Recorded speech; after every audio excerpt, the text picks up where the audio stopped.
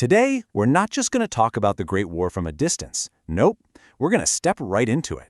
We're going to follow the journey of one soldier, your journey, from the moment you sign up to the deafening silence at the end. We're going to see this war through your eyes. Let's get started. So picture this. You're 19. You work in a factory, maybe a mine, or out on a farm. The work is hard, the pay is bad, and your life looks like it's going to be an exact copy of your father's and his father's before him. It's a small world, you know? The factory whistle, the changing seasons, that's pretty much your whole reality. And then, just like that, everything, and I mean everything, changes. You see a poster in town. It's Lord Kitchener's face, and his finger is pointing right at you. Your country needs you. It honestly feels like he's looking past the paper, right into the smallness of your life, and offering you a way out. A real adventure. A purpose. And so, that's it. Your journey begins. You get in a line that snakes all the way around the block, and it's filled with guys you know, lads from your street, your football team, the factory. This is it, your first real step, from the only world you've ever known into the massive unknown of the British Army. And you are definitely not alone. You are one of 2.5 million men all caught up in this huge wave of patriotism. I mean, to handle this absolute flood of volunteers, the Army came up with this new idea. And at the time, it seemed like a brilliant one.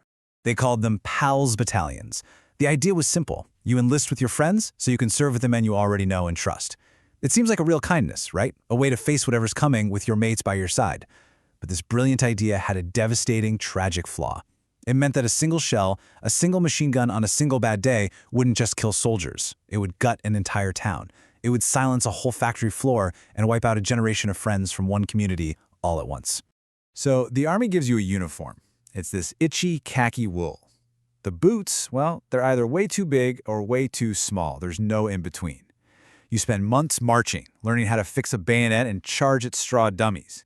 You learn the Mad Minute, firing 15 aimed rounds in 60 seconds from your Lee Enfield rifle until your shoulder is black and blue. But here's the thing you don't realize yet. The men training you have never seen the Western Front either. You're all being trained for a kind of war that nobody can actually imagine.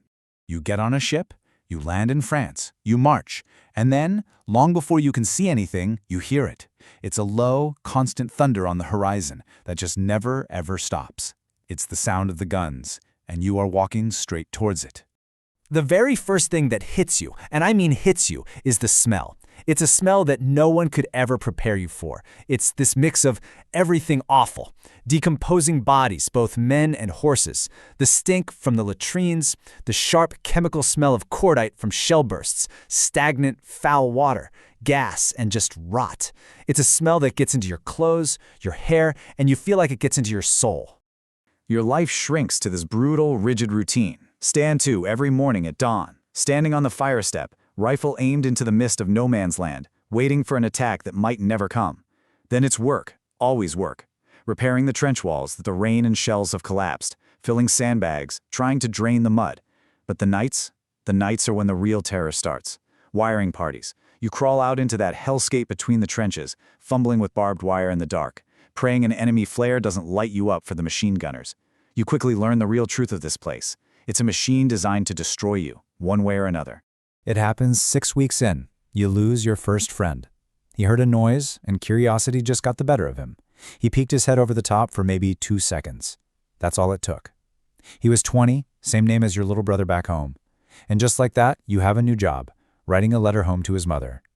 You write that he died instantly, that he didn't suffer. It's the first of many, many lies you'll have to tell the people who need to believe them.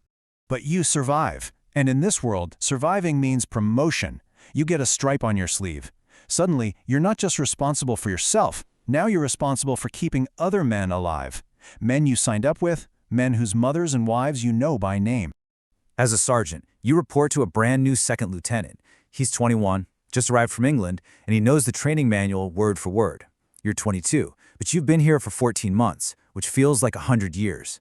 The distance between what he knows from a book and what you know from this mud is the difference between life and death. His job is to give orders. Your real job is to keep him from getting himself and everyone else killed before he can learn the difference.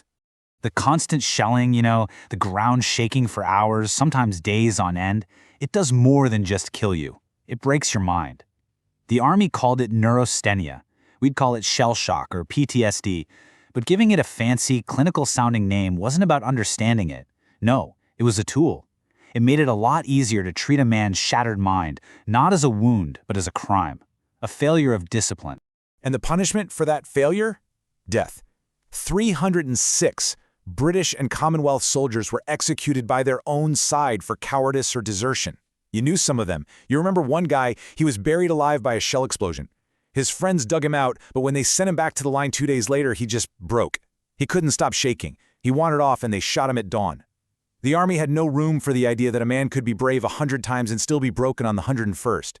And then, after 4 long years of this nightmare, it finally happens. It ends.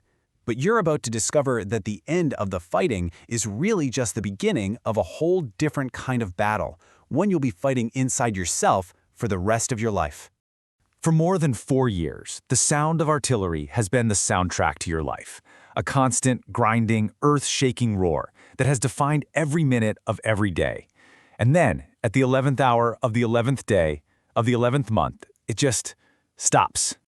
There are no cheers. No one throws their helmet in the air. The men who've been there the longest, they just kind of stand there in the trench, staring, trying to understand a world that doesn't have that noise. Some guys start to weep, but not from joy. It's something else. Relief, grief, and an exhaustion so deep it feels like it's in your bones. The war is over. You go home. They promised everyone a land fit for heroes. What you find is unemployment lines at a country that seems desperate to just forget what they asked you to do. And you don't talk about it. None of you do. Your whole generation doesn't. You might sit in the pub with other men who are there and you just drink in silence, because you all know that silence is the only language that makes any sense for what you've all been through. And so, the remembering begins. A century later, they're still finding bodies in the fields of France and Belgium.